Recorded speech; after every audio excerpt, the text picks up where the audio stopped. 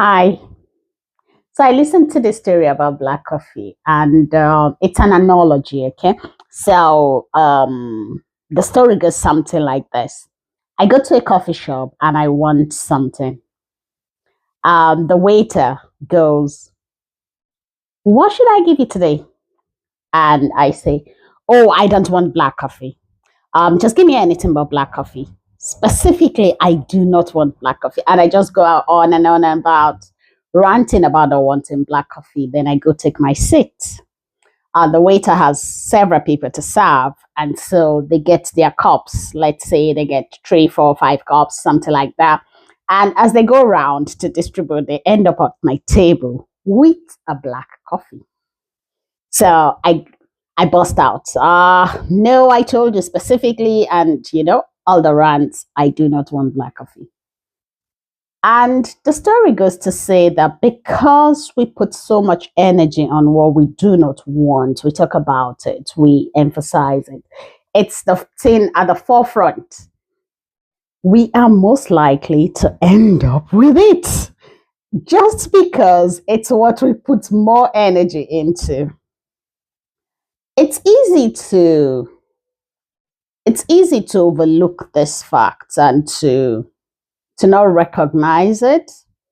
I remember talking to someone, and the person asked me a specific question, and they were like, "What do you want?"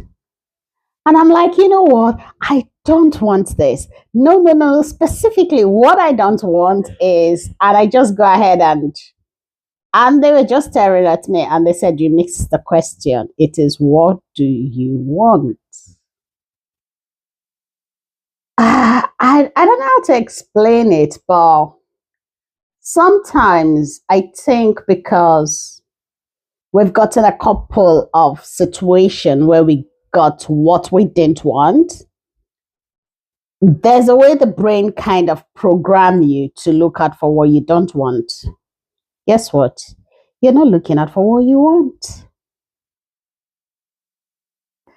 And so I think when the person asked me and said, the question is, what do you want? I realized that I had no clear definition of what I wanted, but I know what I don't want.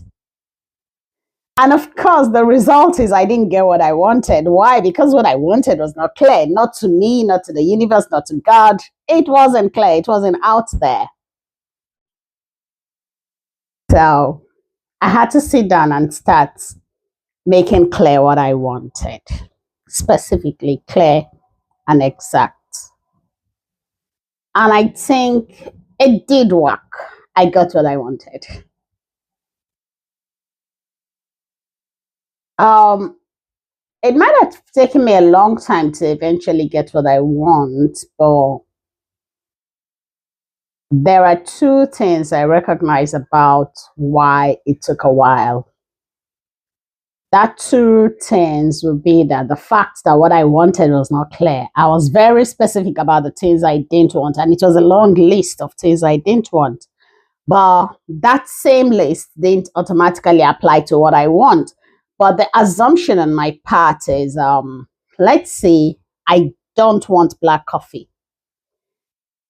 The automatic assumption on my part is that I want anything that isn't black coffee. But usually that's not true because there are so many options that are not black coffee. And there is nothing to prove that I would want any of the options that are not black coffee. So what I want is still out there, but I'm not specifying it. That was one of the challenge, not knowing exactly what I want or not being clear about what I want or being more focused on what I didn't want. The other thing I recognize is something that has to do with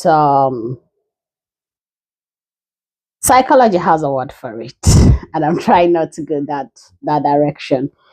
When you want two things that are opposite to the same thing, for example, I love cake, but I would love to lose weight. And so there is that tug of war. Do I take this piece of cake or do I watch my weight? As simple as that is, it goes on in so many aspects of lives. We would want to move away to a better city, but we would want to stay in this city because it has more opportunity. We would want to go to the market, but you want to rest.